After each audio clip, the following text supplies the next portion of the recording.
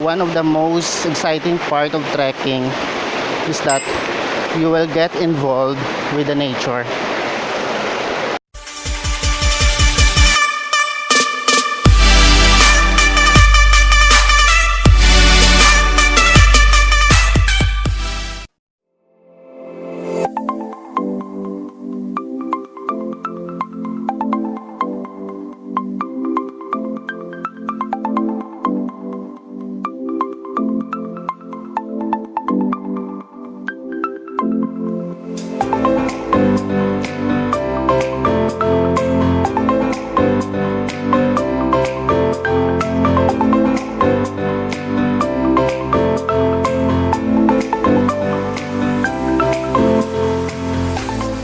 So it is already half hour na since we left the barangay proper, and still we are walking to the falls. So dito, one of the means of transportation is kabayo pa daw yung sinasakyan ng mga tao dito to transport their goods. Since yun nga, solo travel tayo, yun, kailangan mo mag-hire ng tour guide in the jump off barangay. So far yung place hindi pa daw gaanong pinupuntahan ng mga tao since medyo malayo yung waterfalls.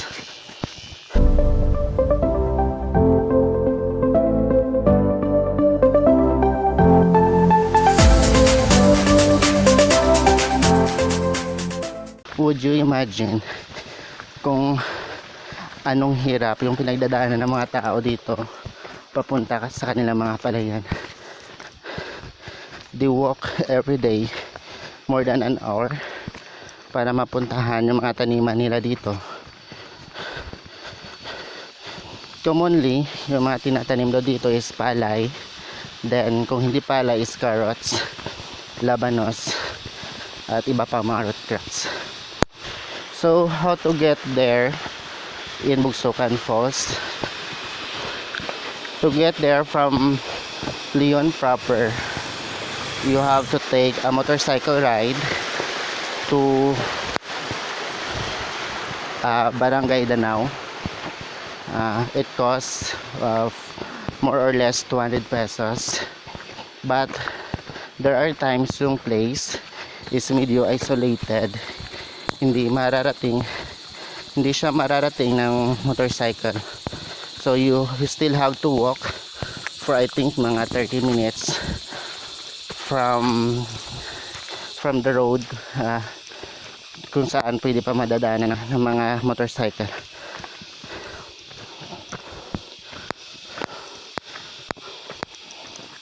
Then pag narating nyo na yung barangay proper ng Barangay Danao, magtanong-tanong na lang kayo and mag-coordinate na lang kayo sa mga barangay officials. They said they will assist naman papuntang falls. As of the moment, since yung falls is hindi pa ganong napupuntahan, there is no established tour guide. At medyo kung first timer ka, kailangan mo talaga ng stamina kasi mayroong mga akyating lugar. So guys, medyo pababa na tayo. As what I have said, dito maraming stories ng water. So maybe because pinapaligiran sila ng bundok at ng puno, ng maraming puno. So medyo paakyat na naman tayo. Ito.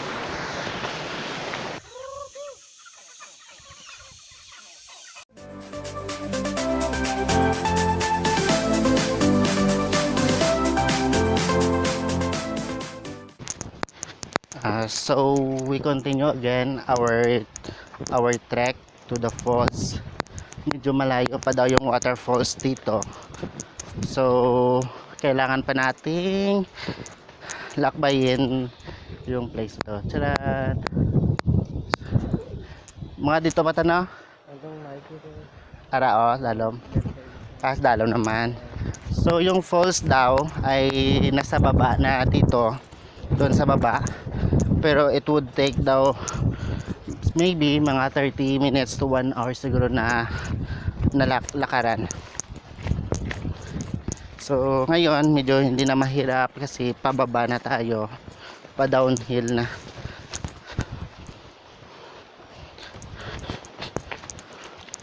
So going here, okay rin na mag solo travel ka, okay din na group travel. So para hindi siya masyadong nakakapagod, siguro mas maganda yung group travel. At wag masyadong madaliin. Barangay Danao is still an isolated place. So if you are planning to visit Bugsukan Falls, you should coordinate with the local officials so that they can assist you. I think yung Bugsukan Falls is not yet open for the public, or I think hindi pa officially open for trekkers. So kailangan mo talaga ng proper coordination.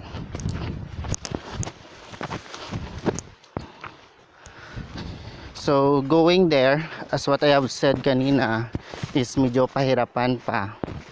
You have to walk from the barangay proper for almost 2 hours para marating na yung Bugsukan Falls. It is not like Imoy Falls na very accessible na siya for the public. But I think mas maganda daw yung Bugsukan Falls compare mo sa Imoy Falls. So yun nga. The place itself is napakaganda, napaka-green ng paligid. Then pinapalibutan tayo ng mga bundok.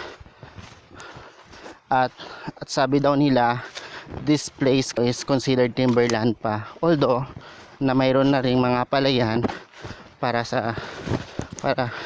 na naging sakahan ng mga tao dito. So going down here, kailangan mo talaga mag-trek. So you should prepare your endurance and of course stamina at proper trekking equipment. So now ako is naka sandals, since yun nga waterfalls pupuntahan natin at medyo may mga sapa-sapa tayong dadaanan. Sabi daw nila last night, the place is safe naman daw. They can assure you na napaka-safe ng lugar. One of the most exciting part of trekking daw is that the chance to get involved with the nature. So you will commune with the nature. Makikita mo yung natural beauty ng nature kung lagi kang or kung nagte-trekking ka, because you will expose kapanawag ta. So bababa daw kami. So you will expose with the trees, maraming puno, marami kang punong dadaanan, may mga water streams na gaya nito,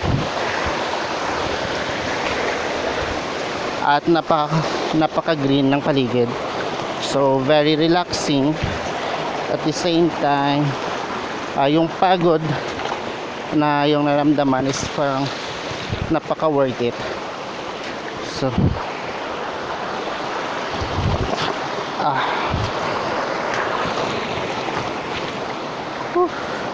ito na, we are on our way down the falls. Dito kami sa taas dumaan. So yung tubig dito is from the mountains yata. So very fresh at napakalamig ng tubig. As what I have said, one of the most exciting part of trekking is that you will get involved with the nature. You will be exposed. Makikita mo yung mga puno sa kapaligiran, yung natural beauty ng ating paligid, yung mga water streams na gaya nito. Yan. So it will take extra precaution daw sa mga ganitong activity. Of course, you should take the risk. We are on our way down to the falls. Sige, dito na tayo. So yun nga, this is a solo travel. Yung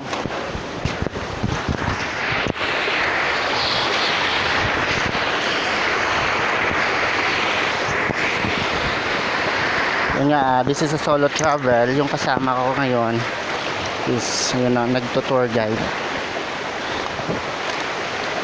Direct man nilagyan? Grabe lagyan, di ba? So dito na yung daan pababa. Yeah, water stream.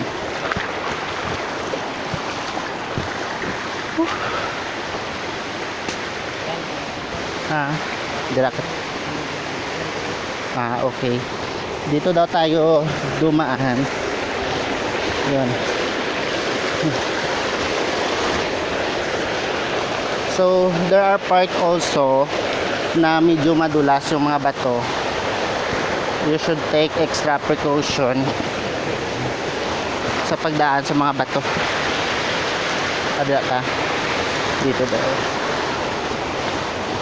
So nakita nyo na kung gaano kahirap yung trail dito kasi wala pa masyadong nagtitrek. Okay? Okay guys, we are here already in Bugsukan Falls, here in Barangay Danao, Leon, Iloilo. So nakababa na tayo. So for isang baba na lang. Oops, yeah. Whew. So here we are. Napakaganda ng place, very worth it ang yung pagpunta dito.